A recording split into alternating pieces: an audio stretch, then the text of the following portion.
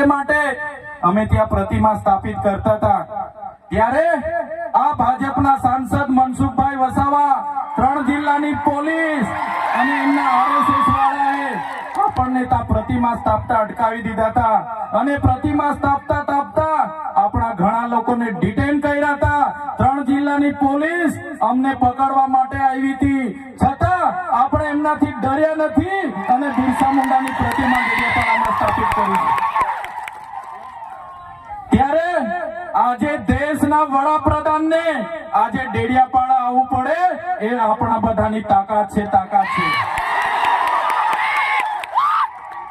ત્યારે વડાપ્રધાન ડેડિયાપાડા આવે છે ત્યારે લોકોને ભેગા કરવા માટે 500 કરોડ આદિવાસી બજેટમાંથી જોગવાઈ કરવામાં આવી છે। હજારો બસોની વ્યવસ્થા કરવામાં આવી છે અને બધા કર્મચારીઓને એમાં લગાડી દેવામાં આવ્યા છે।